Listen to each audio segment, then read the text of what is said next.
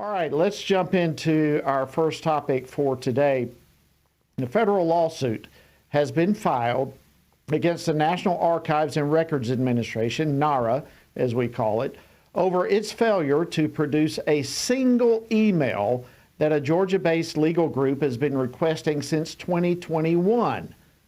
2 years, not a single email has been produced. The Southeastern Legal Foundation had submitted their FOIA request so that they could get access to Joe Biden's vice presidential records pertaining to all the emails that the NARA has preserved. And we're talking, of course, about the accounts that were used by then Vice President under different pseudonyms. Robin Ware, Robert L. Peters, J.R.B. Ware, all these kind of names Vice President Joe Biden used. But NARA has been dragging its feet, and now they find themselves in a lawsuit. And look, don't Americans have the right to know? Of course we do. Well, joining me now to discuss this and more is Congressman Randy Weber. He serves on the House Energy and Commerce Committee and the Committee on Science, Space, and Technology. He represents the 14th Congressional District of the great state of Texas. Congressman Weber, welcome back to Washington Watch. Good to see you, my friend. Good to be here. Thanks, Jody. Well, look, I go back and I'm watching all this like you are, and you're certainly much more on the tip of the spear than I am these days. But this administration promised transparency to the American people. Is this their idea of transparency? I mean, really? Jody, it really is a sad day. By all outward appearances, we are on the verge of being a banana republic. You've got the federal agencies weaponized. You've got a vice president who did the quid pro quo with Ukraine, $1 billion worth of taxpayer money. And then they tried to blame that on, that they tried to claim President Trump was doing that. And these pseudonyms he's using, Robert Peters, J.R.B. Ware, I guess we ought to understand what maybe his pseudonym should be. Beware, the American public should beware. And then one that I kind of find the most irony in is Robin Ware. Maybe it ought to be Robin Us Blind. That's what he's doing. He's making millions and millions of dollars at taxpayers' expense. And we've got federal agencies that won't release the information. Yeah, it's crazy. And, it's not just this Southeastern legal group in Georgia, but there are others that have not been getting answers that they've been seeking. The House Oversight Committee, for example. I mean, they've been demanding that NARA turn over unredacted copies of these emails for a long time as well. Are you encouraged, at least, that the Oversight Committee and some of these others are demanding that NARA turn over unredacted copies of these emails so that they can do their job and investigate? Well, absolutely. And as you know from your time in Congress, you can go in and you can look at these documents in a SCIF, a secured classified information facility. It doesn't have to be made available to everybody, but the elected officials ought, by the United States, by people in the United States, American citizens, ought to be able to look at these documents and make a decision about whether the law was violated.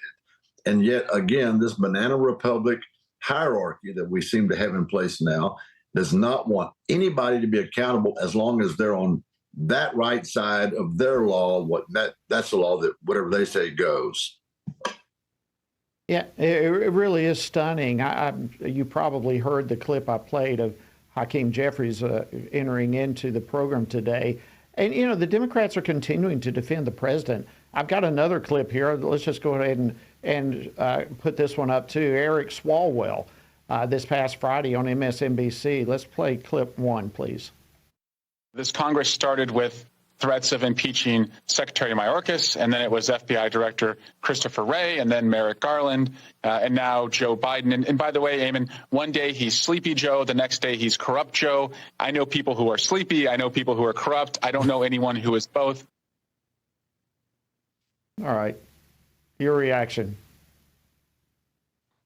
There's no shock there. I mean, how can you stand there and look into a camera and lie in the face of the American people? We know exactly what Joe Biden is doing, what Hunter Biden has been doing. We know for a fact, and you know this, that Biden staffers met with special counsel team member Jay Bratt. What are White House members doing? Employees doing meeting with special counsel. It's to keep everybody on the same page. In fact, you probably know this. They met with Caroline Saba. They met with Catherine Riley. They met with FBI agent Daniel Ray. The only one missing, I made a list here, was Jim Comey, Andrew McCabe, Peter Strzok, and Lisa Page. This is the kind of things the Democrats are doing when they're in power. People of America ought to rise up and say they want the truth. Yeah, absolutely. I mean, the lack of transparency is just shocking. And you brought this up, and I don't know if our viewers and listeners are fully aware of this, but a top White House aide met with a top aide at Special Counsel Jack Smith's office, and that was just a few weeks before the indictment of former President Trump. And you start putting all these pieces together, Congressman Weber, and it just it really is unbelievable to see that this is going on. It appears to me that the walls are beginning to fall down on all of them, though. Do you think we're actually going to see some accountability when all is said and done?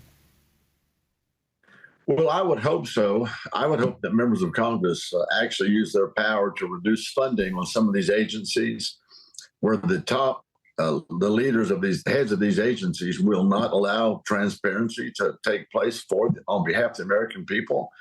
They ought to be out on their ear. We ought to be making sure that we clean house. I just can, our lips to God's ears, hope the American people kick out these crazy Democrats who have zero transparency, operate under pseudonyms, claim that they had absolutely nothing to do with their son's business, and do that lie with a straight face, and then have the Democrat majority leader, Hakeem Jeffries, say, "Oh, America knows that Joe Biden is a good man. You can't make this stuff up." I've been paying attention since Reagan ran for re-election in '83. I became a very active Republican, Jody. I've never seen it this bad. Yeah, I agree. Well, listen, I want to switch gears with you because you've introduced a piece of legislation that's just fascinating to me on an issue I was not even aware was taking place. Has to do what your legislation is prohibiting abortions in federal waters. So we've just got a couple of minutes here. Tell us what happened off the shores of Galveston a year or so ago and what your legislation is going to do. Well, there was an incident. There's a boat. Actually, as you know, Texas passed the heartbeat law. You were instrumental in helping us in the House when you were there. And thank you for that, for being so faithful to our Lord.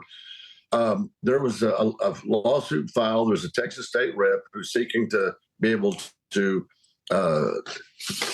interview the guy that owns this company. I forget the name of it, but they're saying, look, what this is a blatant attempt to get around the downfall of Roe v. Wade, to be able to kill unborn children, unborn Americans out if you choose a legal limit, whether it's 9 miles out or 12 miles out into federal waters. And what our act says is no, it's actually entitled the Ban Offshore Abortion Tourism Act, or BOAT Act, where they literally take a floating vehicle, whether it's a tourism boat or a hospital. I cannot imagine how it's safe and clean, but they take this offshore in order to get around, if you will. We've got about 30 seconds just for your info. Yeah. And that's what we're trying to do. We're trying to say, look, you don't get to violate state laws by going offshore. That's simple. Killing unborn children. Congressman Randy Weber, a fantastic piece of legislation. I had no idea that there were any abortion ships that people are going out on to avoid state laws to do such a thing. Thank you for putting this legislation forward.